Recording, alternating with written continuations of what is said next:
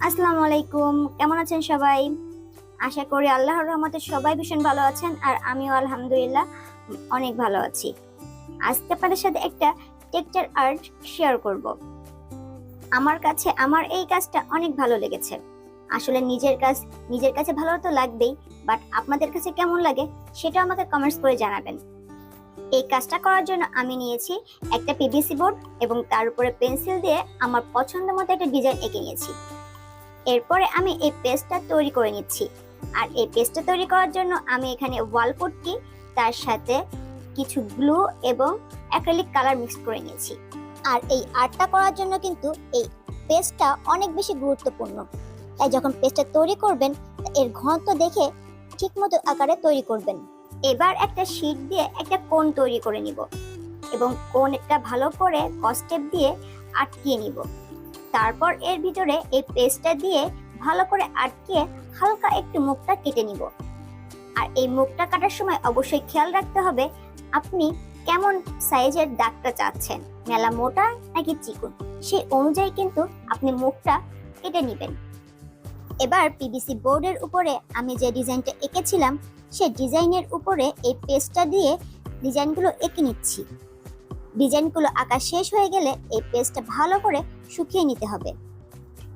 আসলে কাজগুলো করার সময় একটু সময় হাতে নিয়ে করতে হয়, তাহলে কিন্তু কাজগুলো অনেক বেশি সুন্দর হয়।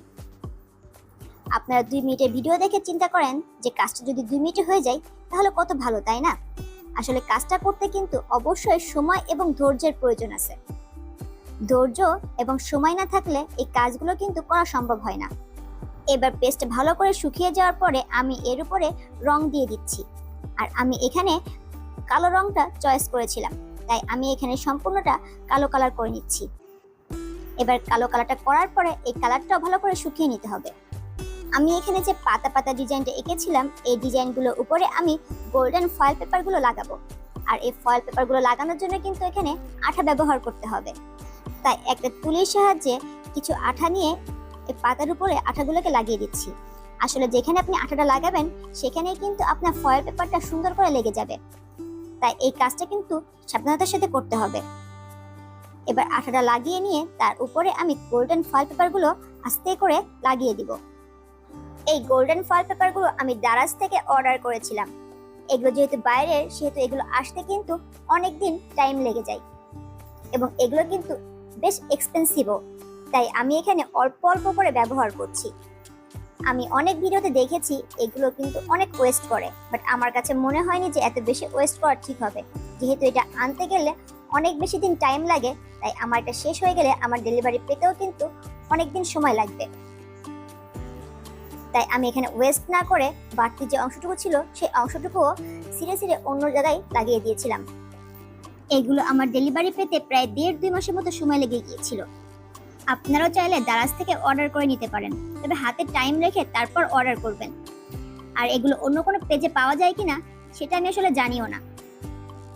এবার এগুলোকে একটা তুলির সাহায্যে হালকা আলতো হাতে সরিয়ে দিব। আর এই কাজটা করতে কিন্তু অনেক বেশি মজা লাগে। আমি আমার ভিডিওতে চেষ্টা করি সম্পূর্ণ ডিটেলস আপনাদের সাথে শেয়ার করতে। ভিডিওটা পার্ট বাই পার্ট শেয়ার করার সাথে সাথে আমি আপনাদেরকে বলে দেওয়ার চেষ্টা করি যাতে আপনারা দেখে বা শুনে বুঝে নিতে পারেন। তারপর যদি আপনাদের বুঝতে কোথাও সমস্যা থাকে আমাকে অবশ্যই কমেন্টস করবেন বা ইনবক্স করবেন, আমি অবশ্যই আপনাদেরকে সেগুলো সমাধান করে দেওয়ার চেষ্টা করব। এবার একটা ভার্নিশের সাহায্যে এটাকে ভার্নিশ করে নিব। আর ভার্নিশের কাজটা করার পরে কিন্তু রংটা একেবারে স্থায়ী হয়ে যাবে, যেটা অল্প কিছুদিনের মধ্যে ফাঙ্গাস পড়বে না বা ফ্যাকাশে হয়ে যাবে না। এবার আপনারা চাইলে ফোম ট্যাপের সাহায্যে বা ন্যানো টেপের সাহায্যে এটাকে দেওয়ালে সেট করতে পারেন। বাট যাদের কাছে এই ডাবল সাইডের টেপ থাকে না তারা কিন্তু এরকম ভাবে আঠার সাহায্যে আর দড়ির সাহায্যে আপনারা হ্যাঙ্গিং এর ব্যবস্থা করতে পারেন। এবার কিন্তু এটা সহজেই লোহার সাহায্যে আপনার দেওয়ালে ঝুলিয়ে রাখতে পারবেন। আমার ভিডিওটা কেমন লেগেছে সেটা অবশ্যই আমাকে কমেন্টস করবেন, আর ভালো লাগলে শেয়ার